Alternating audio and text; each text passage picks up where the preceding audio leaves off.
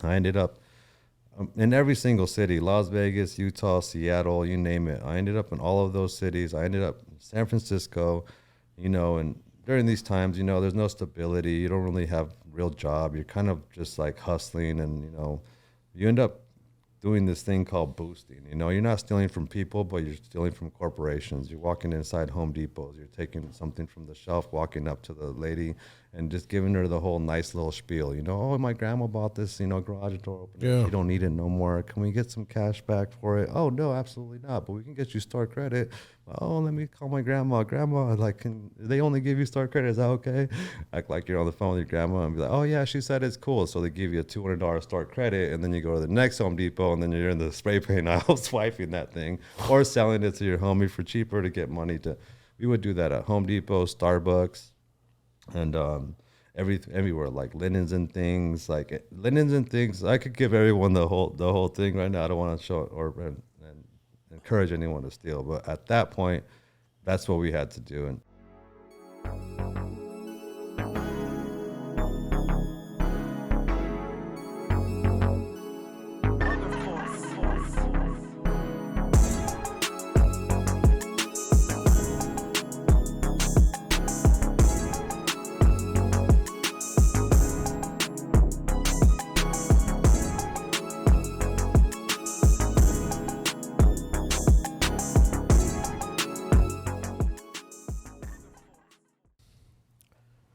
It's a big bottle. It's a big bottle of water. What's your name again?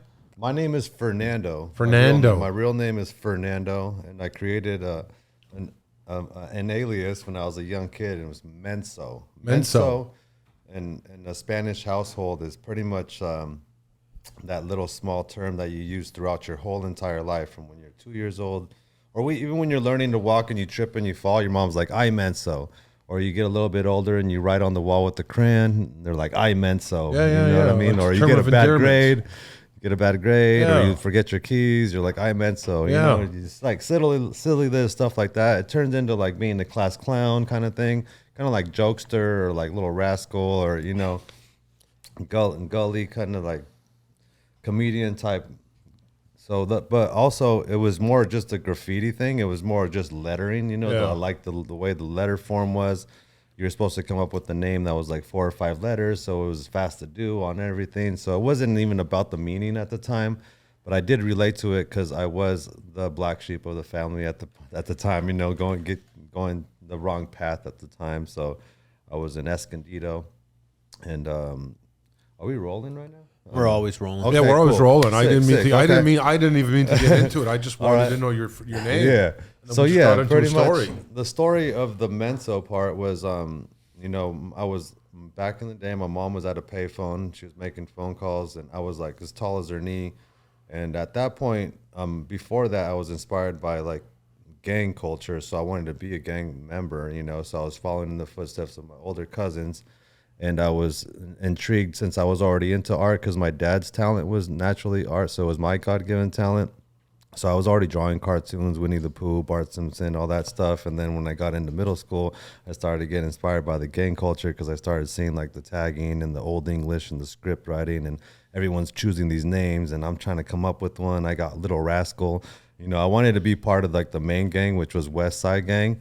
And then there was a small like step up, which is the 8th Street, which is like the gang you're in before like the actual real gang. And then before that, you're just a wannabe, what I mean? Yeah. So I was just a wannabe 12-year-old kid. My parents had separated at that moment. This is Escondido, California, really small town, but it has a lot of culture there and old, ways. A lot of two major gangs there. One side, the east side, was the Diablos, and the west side was the West Siders. And I lived on the west side, so. And my cousins were all like, 16, 17. I was 12, 13. I wanted to be just like my cousins. I was dressing like them. I was creasing it up. I had the 3 flowers, the Nikes on, Cortezes, the whole shebang, calling myself Little Rascal. And like, I wasn't even in the gang yet, but I was already writing like West Side Gang and like practicing it, starting to get the letters. In middle school, I sat next to this girl. She was the little sister of like the main head of the West Side Gang. His name was Chunk. And then his sister was probably like Irene or something cute like that, typical like beautiful Mexican girl. She had her binder, the clear ones.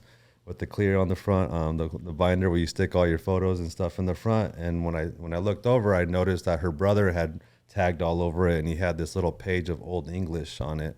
And I just like took it out of there, and that's like when I was just directly just copying everything and writing all the different categories: Old English, script writing, the straight letters, the block letters, the fence letters. So I started doing that, and that's like where my life was carrying me to, was to be like a gang member eventually, right? So my parents ended up getting a divorce. They split. My dad yanked me out of the that school in that area from Escondido, and he took me up like 30 minutes up north. There was a brand new town that was on like America's best places to raise your family. It was called Temecula. It was pretty much Temecula. like nothing was Good there. old Temecula. Farm country. Yeah, it was just like, all farms. There was no mall or Was nothing there even yet. like grapes there? It just barely started having the wine. Like, Yeah. like The wine I think Yeah. the hospital's brand new, still brand new. Yeah, it's Right now? all Yeah. brand spanking new. And Yeah. at the time when he moved us there, I was like, man, this place sucks. I want to get the hell out of here. I miss my own hometown. But so my mom would get visitation, right? So I would go down there and visit her, right? So, but when I moved to Temecula, I met friends who were coming from LA that were into like hip hop graffiti, like the four elements, breakdancing, rapping, DJing, graffiti art, influence from New York, like the subway stuff, which was a different world from the tag banging stuff and like the gang member writing, right? So I got influenced by that now. So when I would go visit my mom, now I would be in Escondido in the same area where I was trying to do like gang graffiti. Now I was trying to come up with like my hand style, like, more of a graffiti look. So I was trying to figure out my name for that, because my gang member name was gonna be Little Rascal. And then now I'm like, I need a new one for my graffiti, like hip hop style, right? So I'm just at a payphone with my mom, I'm a little kid. And I look on the payphone, and there was actually a gang member that wrote Menso. Like he tagged on the phone. It's the only time I ever saw it, and I was like, I think it'd be okay if I just use it as a graffiti name, because that's a gang member name, and if I use a graffiti, it's two different worlds. It should be okay if I borrow this guy's name, because I felt like Little Menso at that point, little knucklehead kid. So I went home that night. And I grabbed, the markers, the little paint markers, and I just started tagging on everything in my house. My mom was mad at me. I was tagging on all the furniture we got from Jerome's. Remember that dark wood stuff? And I was tagging on it all, tagging on the mirrors. I'm listening to oldies. This is my first time, like, I remembering like this love for oldies. I'm playing oldies because I got this date that night. It was like my partner in a quinceañera, also really cute girl. She was also kind of like, in the gang culture also. I teamed up. I paired up with her for my cousin's quinceañera. And during the quinceañera, you have like a dance that you do. It's called the baltz, like in the middle of the whole shebang. It's like a sweet 16 for the Mexican household. Anyways, I fell in love with this girl. I'm supposed to go on a date that night. I'm at my house. I'm tagging everything in my house with Menso, listening to oldies, and I'm all hyped and in love, because I got this hot date coming over at 9. And she stood me up. She never showed up. So these like beautiful oldies that were like talking about love turned into like super sad and I miss you and like but like and I just was sitting literally upside down on my couch, just all heartbroken. It was my first time I ever got heartbroken, stood up. And then she never, this is when we had home phones only. So I'm calling her, no answer. And then the next day I ended up talking to her, and she explains to me that her brother is from the opposing gang, from the Diablo side, the east side. So when he was chaperoning her to come drive her to come meet this boy that he was supposed to go take us to the movies or whatever, he started driving into my neighborhood, and he realized like, wait a minute, like, where does this kid live? Oh, heck no. And he made a U-turn and like didn't bring her anywhere towards me. That's what happened. And I never got to hang out with Irene ever again. But yeah, that's the story. That's the story of the Menso thing. So then I came up to Temecula. I'm hanging out in Temecula, which is actually ends up being kind of cool, because now I'm getting exposed to like all these different walks of life. It's like a melting pot. I'm like learning about skateboarding and punk rock and motocross and heavy metal and like all these different things. And also people are moving from like different areas from New York and LA and stuff to here. So they brought their cultures, their underground hip hop and their Wu-Tang clans, and my other boys are doing the rave thing and, underground, music from that side. And what year was this? This is 1999 is when I graduated high school. So, within those years is when that. So yeah, 99. 4 years of the high school. That's when I was like getting all those 96. I was just trying to figure out because like I was trying to get into when Temecula started to develop. Yeah, because I have 91, 92, 93 is when Temecula started to be like on the list of like the top places, the number one place in America to raise your family and come live, buy a home, and it was a cool idea. So at that time I didn't realize what my dad was doing. I was like, man, F this place. I want to get out of here. I need some culture. So I made friends with all the kids that were kind of troublemakers too, because that's who I drew myself to. If you did graffiti art, then even better, So there was one guy that was a little bit older than me, lived on my street, my buddy Mike Lopez. He, I always liked to hang out with older guys because they just knew their shit. They were already onto something. I was intrigued by. I'm gonna go with that guy. Instead of the guys playing Pogs over here, I want to go with the guys jumping in the little Honda Civic to LA to go to the underground parties, So that's what happened. My friend was running out the front door looking all fresh. He had a big old Philly Blunt t-shirt on and baggy pants. And my other friend was all dressed all cool. He had a cool haircut. He had the lower Honda Civic, my boy Mike Glory. And I didn't know Mike just yet. And I run up to my buddy because I thought we were going to hang out. And he's like, oh, yeah, we're going to LA to some party tonight. We're going to go paint, something downtown. And they looked at each other because I was asking if I can go. And they were like, all right, let's bring him. And then that's when like this LA was my first introduction to Los Angeles graffiti art, street art, underground scene, where it was just pretty much these underground parties where it was just nothing but creatives of all the hip hop, culture, the breakdancers, the MCs, the DJs. And that's just all I lived for was just to do graffiti art. And what you do is you make a name for yourself, you pretty much, because you feel like nobody. So if you come up with this name and you put it up enough, you end up becoming like, some kind of buzz around town, and it feels good because you're like, oh yes, like getting my name out there, it's on the problem is you got to be good at it. And necessarily I wasn't that good just yet, but I was still going at it. I was just going at it. It wasn't really about the product at that point. It was more about the quantity. You could suck and still be up more than the guy that was good, and you would be considered cooler than the guy that was good because he wasn't up like on all the freeways and stuff like that. So yeah, downtown LA, if anyone's ever been there, the art district, it's just a playground for graffiti art. Back then it was even more abandoned. It was not gentrified like it was now. So this place was like, you're allowed to do it there, So we actually designated walls at points where like we claimed them like they were ours, on our building. And if anyone tagged on them, you were gonna get not beat up, but gone back over, and we were gonna redo the wall and be like, this is our wall. I did graffiti art for 25 years. I traveled everywhere. The main thing to do as a graffiti artist is to conquer every single main city that you could possibly do. So you pretty much like plant yourself in San Diego for a few months. You couch surf, you go do your thing, you meet up with other graffiti artists, you find out the ins and outs of where to go, where to do it. You try to get your name all up over the city, do 1,000 tags so everyone just knows who you are. You left your mark, you put your flag in there, it's waving. Then you go to the next town, like small towns in between all the way to Los Angeles. So now I'm over here in Escondido, North County, Oceanside.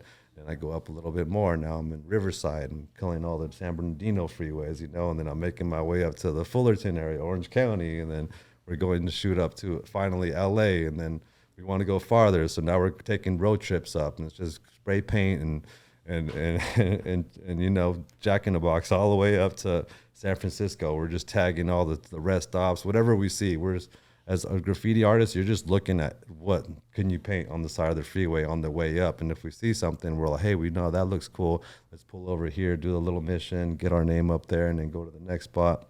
I ended up in every single city, Las Vegas, Utah, Seattle, you name it. I ended up in all of those cities. I ended up in San Francisco, and during these times, there's no stability. You don't really have a real job. You're kind of just like hustling, and, you end up doing this thing called boosting. You're not stealing from people, but you're stealing from corporations. You're walking inside Home Depots. You're taking something from the shelf, walking up to the lady and just giving her the whole nice little spiel. Oh, my grandma bought this, garage door opener. Yeah. She don't need it no more. Can we get some cash back for it? Oh, no, absolutely not. But we can get you store credit.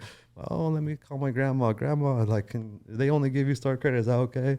Act like you're on the phone with your grandma and be like, oh yeah, she said it's cool. So they give you a $200 store credit, and then you go to the next Home Depot, and then you're in the spray paint aisle swiping that thing or selling it to your homie for cheaper to get money to. We would do that at Home Depot, Starbucks, and everywhere, like linens and things, linens and things. I could give everyone the whole thing right now. I don't want to show and encourage anyone to steal, but at that point, that's what we had to do, and it took a toll on you. You didn't. You're 25 years old now, and you're stealing still, like, and you're smoking blunts on a rooftop and drinking a 40, like. At 25, you should be like your son, 17, making $20 an hour. At that point, right? We're not going the right route at 25, right? At this point, I distanced myself from my dad. We weren't cool anymore because, I was going the wrong route. That he didn't want me to go that one. I was overstaying my welcome with girlfriends. I was sleeping on their couch, just not necessarily mooching off them, but I mean, I was just living with the girl I was mooching. Which that girl, if you're hearing this, come see me. I got a check for you. There you go. But so the story I'm trying to get to is I ended up at another payphone again. Yeah. She kicked me out, broke up with me. I'm on the street. I don't have anywhere to go. I got a quarter in my pocket. I go to the payphone, drop it in. Who am I calling? My dad. Dad, sorry, man, let's make up. I'm down and out. I need a bus ticket back, to wherever you are. And by now he's in Hemet. He moved from Temecula, Murrieta, Menifee. Now he's in Hemet. And, he gets me a Greyhound ticket, and I get all the way back to Hemet. And now I'm back in, like, where I started, and my friends, Mike Glory, who stayed local, he had him and my other friend, Graham, started this amazing thing. It was called Versus. It was a streetwear shop and art gallery in Temecula. Something that you would find in San Diego, LA, New York. Cool ass place. Something similar to this. We had all the art on the wall. We had the cool kicks, the Nikes, the Dunks, all the cool popular streetwear brand. If Solon was big back then, we'd have it there, just like it looks there. And I was having the time of my life at that moment because it pretty much became a job. I became kind of like the third member of the of the creators of it. And I was there. I was working the register. I was making the displays. I was helping curate all the art shows. I was drawing up the flyers. We were bringing artists from LA out here to introduce them to like people out here. And also we were showcasing local artists to show the talent that was local. We made people feel at home for the people who moved away from places that had that. And then also we introduced the culture to people who've never been exposed to it, that were always been out there in the wineries and countries. So it was an amazing place. This is about 2005 to 2007, around there. And recession hits, I believe. I'm just telling the story like I remember it, but we had to close down the retail space. And we closed down the retail space, and this beautiful couple used to come in all the time, Geronimo, Cindy. They owned a tattoo shop down the street, Heritage Tattoo, and they walked in. This is just what I remember, but yeah, it was all blank walls. They came in, hey, what's going on in here? How we had to close up the shop, and they're like, hey, you know what, come down to our shop. Maybe one of the guys, will take you under their wing and as apprenticeship, because you're a great artist. And then I never thought about tattooing in my whole entire life until that moment, because I was always just so infatuated with graffiti art, and I was around the tattoos during the gang time, but it was at that point, if my dad saw like a skull or Bud Leaf or some gang shit, like I would have definitely been dead, so I definitely, since I was a black sheep, I didn't want to make it more of a black sheep, so I just stayed away from tattoos. At this point I was like, this is interesting, maybe I will go check out tattooing. I went down there. My buddy Milton worked there, so I was kind of already in. And I just felt all in love all over again, like when I first did graffiti art, because of the culture, the people in it. These were all badasses. These were all like special people who held something unique. They were not just like everybody else, and they were part of something heavy, like a society, like of something that's like, at that time was super well kept. Like no one was letting anyone in. I was like the last of the dying breed of a real apprenticeship, like scrubbing the floors, getting thrown on the ground, you know, go and meet up for fucking rumbles of tattoo shop against tattoo shop, you know, like I was the last of a dying breed. I love that I was that part because I wouldn't have done it any other way. I wouldn't have just Googled, how to be a tattoo artist. You know, I wanted to be a legit. So yeah, I was in there, and just like it was, I kept getting fired, you know, and I would not want to leave. I would be like, "This is all I got," you know. And they were like, "All right, let him stay." And finally, after going, I do that to Shane every day. yeah. So I'm walking around to each tattoo artist. Hey, bro, let me be your apprentice. I don't know, man. Let me be your apprentice, man. I don't know, man. Go get me coffee. Make it enough. Hey, man, let me be your apprentice. I don't know, man. And finally, my buddy Cody Iverson, much respect. He's a metalhead, long haired. You know, he's fucking badass. He's such a sick artist. It looks like, you know, those cool ass like Motorhead, or you know, all those cool crazy graphics from fucking all those crazy guys. That's the type of art he drew. And I was like, it wasn't the same I did, but he was a tattooer badass one from a pretty popular tattoo area, you know, with the desert. You know, a lot of tattooing out there because of the military, and there's a bunch of legendary tattoo artists in the Palm Springs, 29 Palms area, Yucca Valley. So yeah, these guys were all badass from out there. So all my homies that I became friends with over the years for tattooing, that a lot of them are out there in that area because they're unique. You know, the desert, the sun, that shit does something to you. So these guys are special in a certain way. So yeah, he took me under his wing for a whole year. You know, I did the whole thing where I'm breaking them up, setting them down, you know, mopping the floors, opening and closing, putting in my work, you know, putting in my time, you know, just paying my dues, and paid my dues.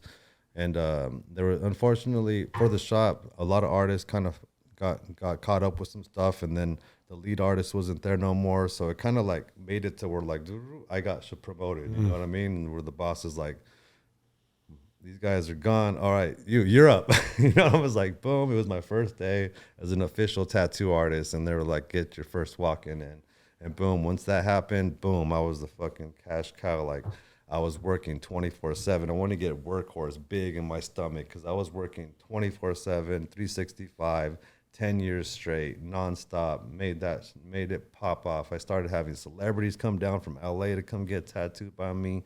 Everyone from R&B to NBA to NFL, you know, you name it. I had people come show up, and I was like, damn, I was making a name for myself, and I was just strictly tattooing. I was doing all the tattoo conventions with my buddies, and they were really, really good, quick. Like they were winning awards, you know, and I went and placed first place for best lettering, and it was like kind of like winning a championship at that point, you know, when they present you that trophy and they call your name, and it just felt good to get that credibility in the tattoo industry as well as I did on the graffiti side, you know? And so, yeah, that's how I got to tattoo. So at 10 years being at the shop, I started to make the buzz in LA. I had this girl that at the time I was with her. She was also creative. So our dream was the whole entire American dream. Let's run away to Hollywood and become movie stars, you know? So boom, I got up at one of the tattoo shop meetings. I thought it was about me because I kind of already showed that I was like really, really there. And I already started my shit up in LA. So I thought like for some reason they were going to be like, hey, Menso, or, you know, got to talk about this. But it wasn't even about me. It was about just like normal things like supplies, you know? But I remember jumping up and I was like, all right, guys, I got to spread my wings. I'm out of here. I wasn't like the whole fuck you, you're cool. It was because I loved everyone there. I mean, tremendously, still to this day. It was more like, dude, I got to do this. You know, I know I'm more than just a tattoo artist. I need to go do it big, you know? And yeah, I took off. I started Memory Lane, the t-shirts like I gave you. Memory Lane became like this private, intimate studio where I invite these amazing people, and we have like this, like pretty much sacred ground where we have like the most intimate tattoo session. You know, you hear my story, I hear your story, we get inspired, and we create. You know what I mean? And I make it a whole experience. Since it was in a cool little area, we would meet up, go have breakfast, or go out catch a cool lunch. Or if you were into cars, I'd take you down to the car museum. You know what I mean? I'd make it a special day, like you were going to Disneyland for the day, like to, you know. And when you left, it was definitely going to be like a memory you would never forget. And also, yeah, it was a special place to bring these people who also, you know, are in the public eye and around a lot of people, a lot of fake people, and it's just hard for them to make connections because everyone's just trying to get something from them. So when they were with me, they knew I was real, and they could be themselves, and they could make the deep connection. And man, I hold all these memories like to the day I die, you know, with these people, because it's just like no, I can't even explain it. But yeah, it's cool. Like for instance, and I'll move on. I got a buddy, a friend, a homie, family member now. His name's Dom Kennedy. He's from Los Angeles. He's an amazing artist, hip hop artist. He's been consistent for many years. He has the way he plays the game is his longevity and classicness. You know, it's not like rise to the top quick and then fall. Like his shit is smooth forever. You know, because some guys just go boom, boom, boom, boom, then you never hear about him again. You know, this guy's been consistent, really talented individual. He's connected in LA. He's LA's very own. You know, the essence of it. So me and him bonding together since I love music so much and hip hop and rap. Like for him to be there while I'm tattooing him, and him get to listen to like stuff that's not even out yet, like the new tracks, and then he wants to hear me get vibe off of it, you know, to see if I like it or not. And then if I tell him I like it, then he knows it's good because, you know, I got the ear for music, or vice versa. Like on my art, like if I'm drawing something, he's like, no, man, do that a little bit different, you know. So it's a cool little, like, you know, thing. So then after I tattoo him, I'm driving one day, and next thing you know, and on the radio, he's like, oh, Menso tattoo. And I'm like, oh, shoot. I'm like blown away because now he's feeling himself. You know, he's going through the motions of like the energy I gave him now is in his music. And then now I'm driving. Now I'm inspired because now I hear my song on the you know, or vice versa. Like whatever I did to inspire him from my art, you know, is going to inspire his. So that. Just that right there, that energy and that connection, that creativity is like, I don't know. I feel like it's magic or something. You know, it's pretty powerful. So it's really powerful, and you know what? I have a tough time with that. I've never been creative on that level, but I read it and I see videos of like, say, I don't know, some famous guys like shit. I can't remember who I was watching the other day, but they were going and they felt the beat. And I'm thinking, like, what's he feeling? What's he hearing? And the other guy's just looking at him, and the other guy's going like this, and all of a sudden the other guy's going like that, the other guy's going like this, and I'm going like, what the fuck is going on? Yes. And then all of a sudden, 3 minutes later, there's a song, and I went, fuck, there it is. There it is. So I know the juice that you're feeling, but I don't, I love what he's saying, but I you know? And I try to help people find that. Yeah. You know, because when people come to me and they're like, man, I got this problem in life, and you know, I just don't know where I'm going with it. Well, you're like the barber, but you're like a 5 to 8 hour barber. Yeah. You know, he's not just a 30-minute barber. He's the actual full day barber. Therapist. Yeah, that's what I'm saying. That's what the barber does, bro. Exactly. Same thing. Yeah, I almost just charge for therapy sessions. Instead of sessions. Well, you got to charge an extra like $100 an hour for that, on top of your art, your art fee. Yeah. Right.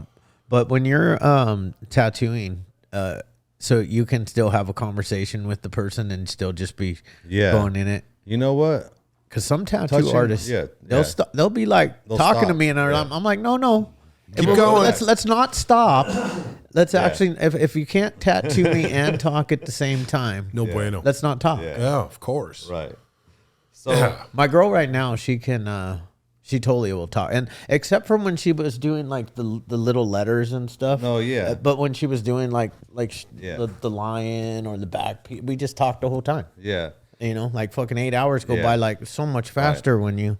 Right. So yeah, there's two ways of doing it. One of them with my buddy, he's like, I don't want this person talking at all. I just want, you know, because you start moving too much if you're talking, because, you know, you see me right now, I'm talking, going like that. So you're like going like this. People don't know that this little scrolling thing, how much that moves you over here. I'm like, get the fuck off your phone, you know? Or like they try to take a picture or a selfie, or, you know, it's just. And you want the artist like going like this when you're taking the. Move it. Yeah. So I just pose for them. I'm like, all right, get your picture. And so I could talk and tattoo. One thing I have learned, and I heard it on something, maybe even on a podcast, but so the creativeness of your mind, right? This is a funny thing, but okay, I guess apparently only one side of your brain is working all the time, right? So let's just say it's the right, and then the left isn't ever working, but the left is like the artistic side, right? So the right side just working normal right now while I'm focusing on something and concentrating. So I heard, and I do this all the time, if you listen to a podcast or something in the background, then your mind, you got to listen to a podcast, a news thing, nothing like a movie or like comedy or maybe comedy, but something that's going to make you want to listen and get information over here. Yeah, yes, exactly. So it makes your brain like, oh shoot, I got to overload because now I got to focus on this thing over here, this info. So that's the left side that's starting to work, and that's your creative side. So then you're like, okay. And then like, yeah, there's like some little kind of like endorphins that kick in that make you actually more creative, or like tap into like your focusing and like concentration part of it, if that makes sense. I don't know if that does. Well, it doesn't make sense to us guys that have zero. Like I can't even draw a damn stick figure. Yeah, but you could build the business. So when you wake up, and you're have focusing, other creativity, and you're focusing in on that, you got to tap into that like abundance vortex of like, okay, I got this. Okay, this goes here. That okay, make that payment, send that invoice, do that proposal. You know what I'm saying? Like, instead of like, oh shoot, where do I go? You know, because even after your coffee and you're up, like you're walking in circles, and then you see your dirty laundry, and you want to do that. You got to take out the dog. You got to change the oil. And then you're trying to get back to work, but then you get sidetracked because your girl wants to have breakfast now, and then you're trying to call up the Uber, like, so you're trying to get back. But if you get back in that concentration, you got your podcast playing, you got your notepad. I'm like, all right, boom, boom, business moves. Okay, that email sent. Okay, this is that. You know, while you're listening to this podcast we just made. Yeah. I don't know. Try it. No, we do that. That's we're always listening. Yeah. We always listen to something in the background when you're working out. When you're I got that from my grandpa. Like when he's a carpenter, so he always had to have, you know, some kind of. If he wasn't whistling music, he had to play at least like something on the radio to like make it like all right, like, you know, whistle while you work. Yeah, of course. So yeah, I got the. What do you listen to now? It's more diversity. It's not really music. At the gym, I do. Motivational. I don't listen to really music anymore. No, yeah, exactly. Because the music might get you too hype or too sad or too somber or make you think of a nice girlfriend. Now you're like all upset, and you want to listen to something educational that's gonna like pretty much feed your soul, feed your brain. What do you call it? Knowledge. What do you say? Spoon feed you knowledge. Yeah, and then I mean, and it positive stuff too, like good, nice, positive. Like I do when I'm in my car, I've got books on leadership. Audio books on leadership. Yes, I love that. You know, it's like, we don't even realize how much time we spend in our car, even though I live 2 miles away. Yeah. Like every other place that I go, if I'm listening to an audio book, I'm done with an audio book in like a week. Yeah. Bro, smarter by the day. You know, you're such a knowledgeable person. You know, I heard that you're gonna be 50 soon, and I think that's amazing. That I could already tell you have all this, you know, knowledge under your belt, you know, because some people don't ever learn anything. And if you're going to listen to some rap, Tupac or something, you know, crazy on the all day, it's going to say, fuck you, fuck this, and fuck everything. What is that going to show you, you know? I feel like every once in a while you just throw that in because you got to keep it a little gangster. You got to throw it in there. You got to let him know. You got to let people know. Putazos. You got to let them know. You got to let him know, man. Yeah, you got to let him know. You know, because otherwise you could. There's so many people out there that are even successful people that are actually weak though. They're weak minded. They're weak. You know, and it's like I worry about those people because like some bad guy could easily go take their crap. Yeah. You know. Easily. Yeah. Seen it happen a few times. Yeah, I have. And even like my dad was a doctor, very brilliant man. But man, you pissed him off. I remember one time I was a little kid. I was like in 3rd grade. And my dad flipped a table over and he told the contractor that was trying to like get over on him that he was going to chop his head off with an axe. Oh yeah, that's Canadian right there. That's fucking Canadian. He flipped a 75-pound table up in the air, flipped it over, told that guy that he was gonna. Oh yeah, that lumberjack axe was in his shelter in the backyard in that little cabin that we hold. Still have that axe. We got to put it. Oh, we still have that axe in Canada. Oh yeah, not allowed in the States, but we have it in Canada. Yeah. Oh yeah. You can't say that today though. I just did. Tell somebody they're going to. We should make a. That I'm not sure. Is that called the idle threat? They might consider it something terrorist or something. Act of terrorism. I thought that though we had the freedom of speech. We do. You could tell people you want to axe them. I'm going to chop your I'm head going to off chop your with an fucking head axe. off with an axe if you don't get out of my Can way. we get can somebody let us know if that is I gotta get okay that bumper to say? sticker. Like, I'm gonna Ask your chop lawyer. Right? Get too close to me. I'll chop your I fucking might head chop off. No your one head says off. that anymore. I'll Just shoot have the you. axe like on the back, like how a gun rack does it. Right. But just get a fake Halloween one. Just But have it. you right know there. the guy's really wasn't crazy if they have an axe. My dad's like, I'm not gonna shoot you. No, He's I'm gonna like, chop I your will head chop off. your head That's off fucking. That's Dude, I crazy. gotta with an put a axe. Yeah. note of that. And then what do you think Penny did? Old And he got the axe. Penny. Oh yeah. She was like, Ernie. Ernie, the axe is too dull. We haven't sharpened it since the last guy you chopped off. She's all, Jesus Christ, Ernie. That's what she would fucking say. oh man, you That's gotta a get good that time. tattooed on you. That's a good Axe, just time. like the full size Are you on still your- spraying?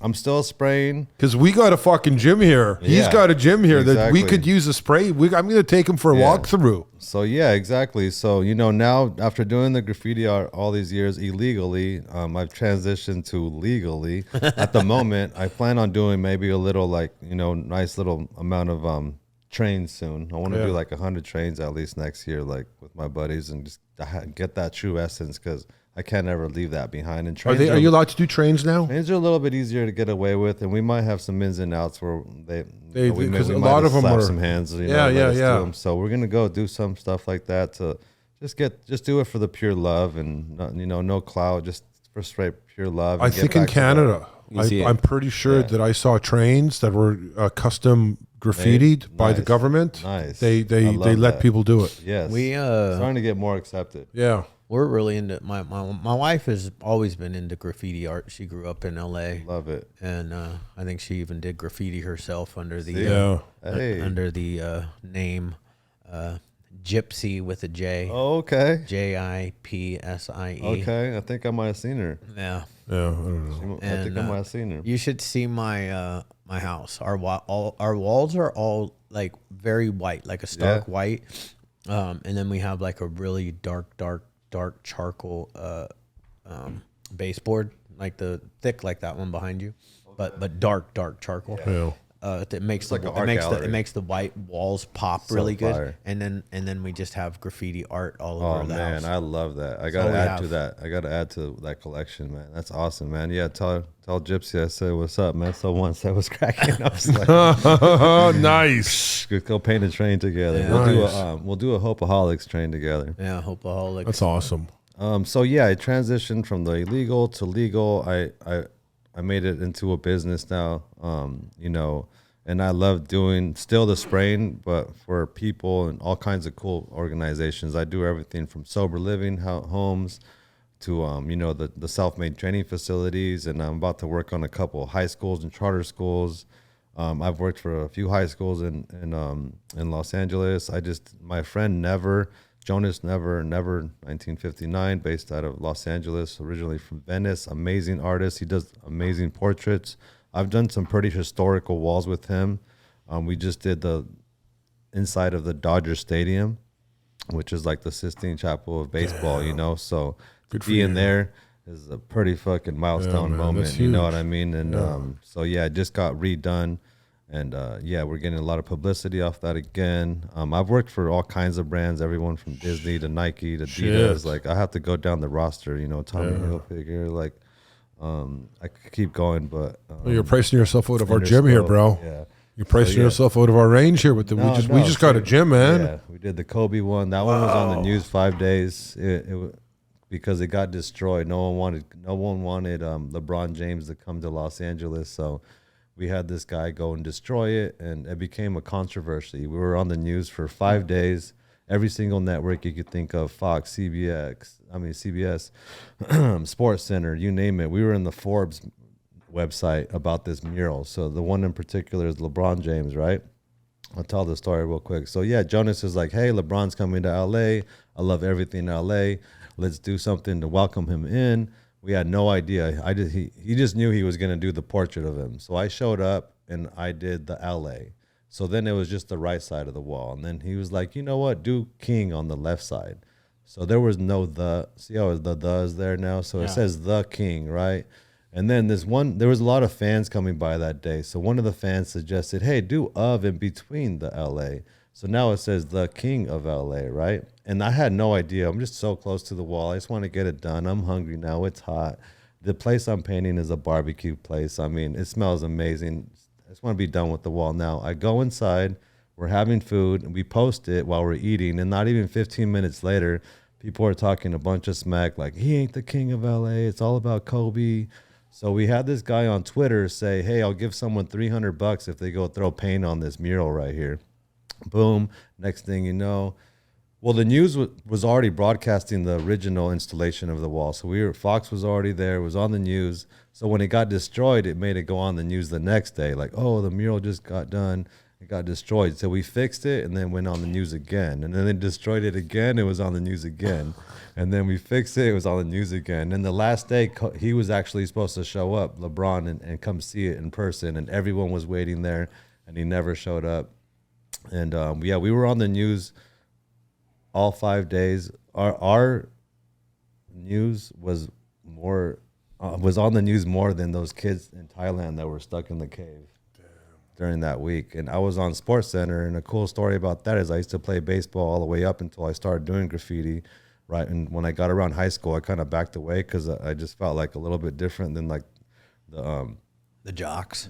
I was gonna say it, but I didn't want to say it. But yeah, it felt different than the jocks, so I stepped away from. But my last game in Little League, Pony League, it was I threw a no hitter. I threw a no hitter. I was throwing a really, really nice pitch. I had it down. I had some great coaches that showed me how to throw this super fastball, and I struck out the team twice. It was like a movie. I threw a balk. You know what a balk is? When you don't let go of the ball. And it was my first time learning about a balk because I was just so like distraught trying to throw out this last guy to get him out to have a no hitter, and it's like a full count. And I threw a balk, and the umpire's like says balk, and I was like, what the heck is a balk? I see the ball in my hand, so this guy goes to the base, and I'm like, no, I just ruined this perfect strikeout. And then the next guy comes out, he hits it, and it's a double play, and the game's over. I was like, no hitter, you know? And yeah, the coach is crying and everything. So at that point, I thought I was going to be a professional baseball player one day. My name is Fernando Valdez, Fernando Valenzuela, you know what I mean? So I'm a pitcher. So I'm going to the major leagues, right? So the fact that I was on Sports Center and the announcers are like, here we have Fernando Valdez. He's over at Baby Blues Barbecue out in Venice Beach, California. He's paying the LeBron James piece, you know what I mean? They spent 4 days on this, 40 spray cans and about 20 pounds of barbecue beef ribs or whatever. And just to be on the Sports Center in a whole different way, still using the same arm that I threw strikeouts with my hand, you know, doing the graffiti art was just like a milestone moment. Again, my parents, my dad, my uncle who taught me how to, play baseball, they were all just ecstatic, man. They were all bragging about it at work, and, you know, it just made them feel good. They had their golden child now, you know what I mean, from the black sheep. So it was a really, really cool moment. And same with the Dodgers one. We had a lot of publicity on that. I had Edward James Olmos do this, like, voiceover over this amazing video. And he's talking about, like, the Dodgers, you know, Fernando. And he's all, yeah, like, with amazing people like Fernando. And instead of, like, Fernando Valenzuela, they show me painting. And my name's Fernando, too, you know? So I was like, yes. That's so funny. Yeah. So, yeah, cool moments like that, man. I'm just always happy. And I'm just like Miguel. I like to help people. I'm always taking people under my wing. Just like I got an apprenticeship, I've had probably a dozen people the last, 10 years that I've taken under my wing who I see potential in. It could be music. It could be, art, tattooing, graffiti, just life in general. Like, I just take them under my wing and I feed them. So I feed them like, so if I've met this kid that likes to freestyle and rap and he don't have no outlet or nothing, I'm like, hey, I'm going to buy you a microphone. I'm going to get you a computer. I'm going to tattoo my homie for the beats. I'm going to tattoo my other friend to shoot the music video. I'm going to get you some watches, some hats, and make you feel good. I'm like your producer, he's my canvas. And then next thing you know, we got some cool music in the car. It's talking about what we're wearing, the same car I'm driving, the lifestyle we live. And I'm just like, wow, we created this. So I did that with someone. He was 18 to 24. He made over 100 songs, a dozen music videos. He's in the club, hanging out with celebrities and all that. Rest in peace, my boy Trip. His life was cut too short, too soon. But, that was an example. So I was with this beautiful woman Her name is Bailey Sarian. She's a huge, big deal now. She's one of the biggest top YouTubers of all time in the beauty and makeup industry. We shared an amazing life together for 10 years. At the end, you know, it was the end, but we still friends. You know, it was, you know, more on her side, but it was still mutual at the end. You know, obviously, I love her forever. She's still my homie, and we had that life running away to Hollywood and get famous, and we did it. You know, and yeah, it was time for us to redirect. So it wasn't rejection; it was redirection. So I went this way, right? And it's a beautiful thing, man. I was depressed for about a year, and what saved me and what healed me was my family. It was a 3-year-old, 4-year-old niece. You know, it was my 9-year-old nephew. It was my, you know, 13-year-old niece. You know, it was my other 18-year-old sister. It was my other sisters. It was my mom. It was my dad. And it was all these people who I became distant with chasing the dream. You know what I mean? I was bonding and making all these cool friendships with these rappers and these NFL players and, you know, yada, yada. But it wasn't my family, right? And I was picking up so-and-so off the street, helping him get his life together, but it wasn't my blood. You know what I mean? So when I went this way, it was special, and I've been harnessing it till this day, to today, yesterday, tomorrow. So I'm taking everything I learned, all my outlets, all my platforms, and I'm pretty much using my family as my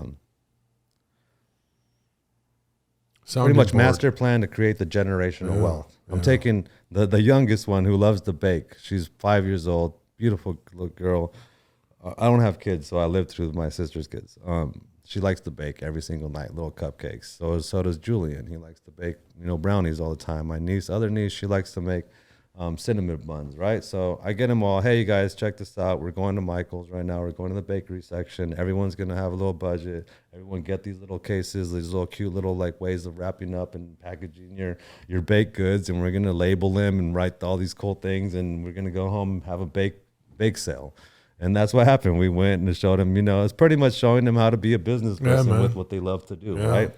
And so, yeah, my sister, I helped her open up a salon by, like, you know, painting a big mural in there and doing the logo for the shop and making it, you know, adding to the whole vibe in there. And she has a little cute little coffee stand, you know, just something like you have here. And then next to it is all the baked goods, you know. So when the clients are coming in, they're like, ooh, you know what I mean? They're grabbing.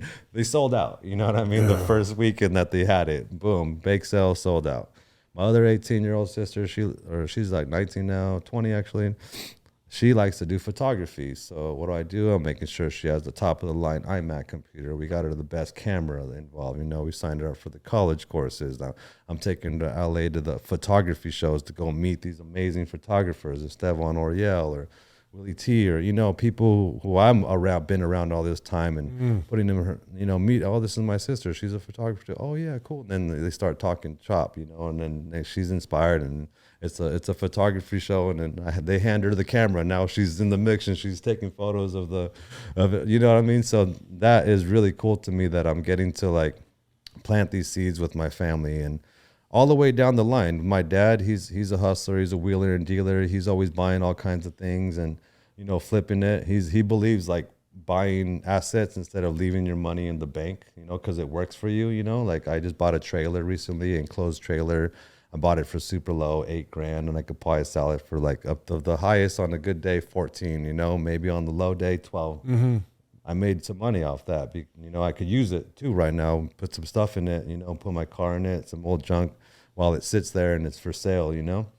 And so I utilized this, and I learned that I could work my money and, you know, make $2 or $3 grand off of $8,000 instead of it just sitting there all year not making a dollar. Guaranteed. So my dad taught me that. So now I'm investing into his business and making sure like that's going to be going well for him. Cause, you know, he's still an old, you know, he's not struggling, but he's like more on the old school, like day by day, like, nah, man, like, you know, where's the gas money for the truck you just borrowed, you know, like just totally cool. You know, I understand that he's just an old timer kind of like thought process, you know, like, no, there's no way I'm going to spend $50 on a steak. I'd rather go down to Carl's Jr., get 2 burgers for $5, you know. It's cool. It's a cool way to do it. But So yeah, I'm investing into that, just all the way down the line. I'm getting to spend time with grandparents. You know, my grandpa was just in the hospital in a coma for a while. He was about to pass. Like, just the fact that I was there to support. Now he's doing a lot well now, you know, because I felt just being there helped out, you know. So I'm not missing out on a lot on the family reunions and the birthdays anymore, and watching this family grow up. Some of them I didn't even know their names. You know, I felt bad when I meet like a cousin who had a daughter and I didn't even know her name, you know. So I'm making sure to like spend time with the family. It's like the most important thing to me, and it fulfills me and it keeps me going. And I was able to invest into a property with my brother.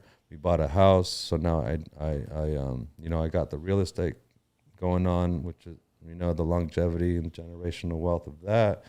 And, you know, got a car that, you know, is paid off now. And then now the next thing is just to keep building my brands up. You know, I got Memory Lane that I turned into like a streetwear, you know, from the private tattoo shop. And, you know, I started a dog treat company with one of my homies who does juices. We use the excess pulp that he has left over from the juices to create this mixture of like flaxseed and peanut butter to make like a healthy dog treat. Yeah, I heard that. Yeah. My wife actually used, you know, she used to do stuff like that when she was juicing. Yeah. She would take the Okay. yeah. You do the pet industry is a billion-dollar industry. I mean, and I had a dog who I loved who passed not too long ago. My buddy Saint had him for 10 years. You know, and he ended up becoming popular because of my ex, over 100,000 followers, you know, across the nation. And so when we posted the treats, it sold in all 50 states. So we were like, we have something, you know, and then we're going to Shark Tank it, you know, going, hey man, you know, have Walmart pick it up, Petco, it doesn't matter. I like to create things, you know, and do cool things. If the money comes, then awesome. If not, we did something cool and you did it, you know, or more inspiration for you to do something, you know. I'm not going to be that way. But so yeah, we got the Dog Treat Co. We got that. I got my brand. I still do tattooing. I like to get back into it like full time again, but I had to give my body a rest on that. You know, I'm always bent over and hunched and like many long hours. That's why I fell in love with the graffiti and art again. You know, it's a little bit more free. I get to be there and not, you know, come up with what I want to come up with. It's also large scale and the rates for those are ridiculous. You know, I could do one wall for 50 tattoos that I do in a whole month, and 3 days I could do one wall that pays for as many tattoos as I do in a full month, which takes a toll on your body at this time. I just posted a photo this morning of me tattooing and my chiropractor, acupuncture doctor, a good friend of mine. He's like, that's how you hurt your back. I'm like, all right, I need a session soon, doc. And he's like, you know where to find me? I'm like, all right, yeah, I'm making that on the way home right now. Acupuncture I recommend to anyone because it does relieve pain and stuff like that.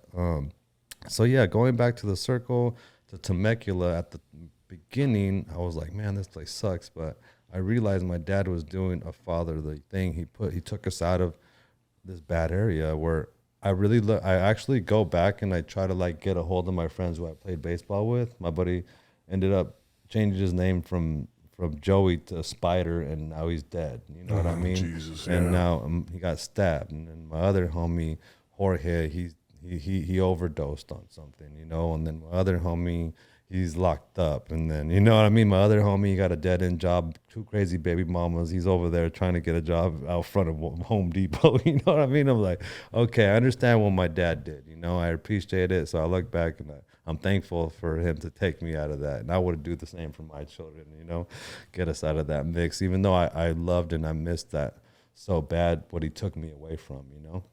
And it was cool because when I did live with my dad throughout the high school, remember, my mom had gotten lost at that point because she's now a single mother and she's going the wrong direction. She's around people who are not doing the coolest or best of lifestyle of things. You know, there might be drugs involved. And she lost track of that. And a short story with that is that, you know, we were connected, you know, in Mexico with my uncles and things like that, as far as like, who knows, if you want to say like the cartel or the MN, the mafia, whatever you want to call it, you could be imaginative, but imagine this pretty old woman, lady, auntie, mommy, whatever. She's the perfect person for them because she could be someone to cross the packets over, you know what I mean? No one's going to look twice at her because she's the little old lady driving across the border, right? And this is just how I remember it. And I got to tell this story because I never did. So she's trying to come see us in Temecula. And she takes the other freeway, the 5, and she goes through this border check. And I don't know if someone knocked her out or if there was just a random check, but she had weight on her. She was trying to come dump off money on us, like me and my brother, give us a bunch of cash, you know what I mean? Because she knew something was up, and she had the packs inside the car that she was driving. She got pulled over. I don't know if it was one of these border checks or if it was the main one in Tijuana, but she got caught with like a bunch of pounds of marijuana. And dude, it was a blessing because, and I hope the DA don't go into this, but they didn't open up those packets and they didn't find the black stuff that was inside the packets. The black stuff inside would have made it pretty much her whole life in jail. But since they didn't break it open, they just destroyed it. They made it shorter. Fuck. So we got lucky, you know, thank God. Burned it. So yeah, so they just burned it. They didn't find what was in it to make her more. So she only did 3, and then she only did half. So then she ended up in the halfway house. And then I graduated high school at 18. I left and I met my mom. And she's down in Escondido. Or San Diego halfway house, and I'm like, all right, Mom, my mission is to get you back on your feet, us back on our feet. So let's team up together. I got my first job, you know, AutoZone, Chili's, busboy, to get an apartment for us because we were sleeping on my aunt's couch. And I had gotten this cool little geo prism, you know, and I was dropping my mom off every morning at work. She was a caretaker. We got her a job. It was like a 5 or 6 a.m. call for her, so I had to drop her off early in the mornings. And one day I was super tired, and I fell asleep, but I woke up, right? And the semi truck was right there. I was like, "Arr!" And then I was wide awake at that point. And dude, this is crazy because now I'm on a one-way street, and this guy, El Camino, hard like a rock, pulls right in front of me on a one-way street, and I slam right into him. I was like, how the heck did I almost get in a car accident back there? And I just got another one now. Totaled that Geo Prism, and I got this crazy settlement off of it where I got a ton of money. So I ended up finally getting our own place. It was like 10 grand back then. That was like $1 million to us, you know. So I got a place. Got a brand new Honda, you know, Integra, you know, the sickest car in the block. And then I got us a place, and I paid for the whole entire year's rent with the money. By that time, I was like, cool, my mom's good now. We got a place. I got my car. I got a girlfriend. I was like about 21 at the time, and I started to feel like I need to be independent now, you know, because it was 18, 19, 20, 21 when mom, 21, I started to feel like I got a girl now. I need to step away now. She's good. She had a daughter. Her name is Esperanza, which means hope. It was her last daughter she had. My mom had almost a dozen kids. Yeah, with 3 with the original family, and then she had twins. And so maybe with like 2 different other baby daddies, she had another handful of kids. And then my dad remarried my stepmom, who had 2 daughters already, and then they had one. So I have a dozen brothers and sisters all together on both sides. And so, yeah, we were just, you know, it was time for me to split. And that's when, yeah, I took off and I started my like nomad graffiti art journey. And yeah, everything's been good ever since. I mean, that's pretty dope, dude. That's a full life. Great fucking story, man. And you know what I like about it? I like that in the end he went back to family. That's God. Yeah. And he's keeping the wealth in the family. So Yes. Esperanza means hope. Yes. Oh, cool. We're all about hope. Yeah, so check this out. Let me get this story done, and then we'll move on. So the story with my mom's children, she took that wrong path. She lost her children to foster care. So it's hard for me to remember all their names and get them all straight, but there was Marcos, Crystal, Christian. There's another girl. So yeah, there's 2 more. But so Marcos and Crystal are the oldest ones. They're over 21. The other ones are a little bit younger. So check this out. This is crazy. So we lost track of them for over 20 years. All we had was these little pictures of them as babies on the refrigerator. My aunt was working with social services at the time when the kids were about to be, you know, into the foster care. So they were like the pit stop. Luckily, it was my actual aunt where the kids could be at for just a little bit before the foster care came, right? While my mom was still in jail. And my aunt had paperwork from the foster parents, threw it in a box, threw it into her garage. and lost it, forgot about it. 23 years later, they're doing spring cleaning. They find the box. They're all, oh, this is from Maga. My mom's name is Maggie. Oh, this is Maga's box. They take it over to my mom's. My mom don't really, oh, okay, yeah, just set it right there. It's a bunch of junk. My brother-in-law, he's like, wait a minute, what's in here? And he's like, oh, that's just paperwork from the foster care. Like, aren't you interested in going through this and finding out, like, what's up with it? And then now we got the whole living room. It's my brother-in-law. I wasn't there, but my brother-in-law, my sister, my other sister, they're all doing their detective work. Now we got the whole social media, Facebook, Google. They're taking pictures. They're zooming in on pictures, finding addresses. Boom, they find him on Facebook. And it's this white family that has all these old Mexican kids, and they changed all the names to white names, Marcos is Michael, Crystal is Rory, you know what I mean? And we're like, oh my God, it's all my sisters and brothers, It's like, wow, what the heck? They're all there. Like, what the heck? This is insane. Because we never even thought about doing it. We wanted to respect that they had their new lives, And my mom didn't want, it's touchy, man. Like, come on, it's your kids. And those kids, whatever they've gone through, and, definitely trauma in the foster home, because that's why the two older ones ended up dipping out of that foster home. Because they were like, oh man, this is weird over here. They dipped out. So we reached out to those two on Instagram, and we're like, hey man, well, I'm your brother, I'm your sister. And we didn't want to freak him out, and we didn't want to talk to the other younger ones too, because it's like a little bit too delicate, we don't want to tear them apart or, So we reached out to the two, and man, we reunited with my brother and my sister after 23 years, just recently, probably within the last year. And man, that is incredible. My dream is to finally, because we're going to convince the other ones slowly but surely over time to hopefully we could all meet, And yeah, it was just, we laughed, we cried, we did it all. And now I'm every day I'm texting my little sister, where are you at? What are you doing? You know what I mean? Trying to figure out how to help her, because she is going through tons of shit, emotionally, relationshiply. Sorry sis, but I'm just want to put it out there to inspire people, So yes, she's going through some stuff, and I want to be there no matter what. Even though if there's those days where I'm like, damn, she's fucking nutcase, or I'm a nutcase, or he's a nutcase. It don't matter. That don't matter to me. How, whatever is going through there, I'm gonna be there to the end, no matter what. How, because I know why they're like that. Because of this. So I got the same story. Yeah, I have four sisters from my dad. One of them lost their son to fentanyl overdose. He was 16. Oh my goodness. Yeah, I remember calling her, and she was just screaming his name. You just bring me back a memory. These things out of my mind. You know what I'm saying? Yeah. Yeah, man. We all relate. Man. Yeah. That's sad.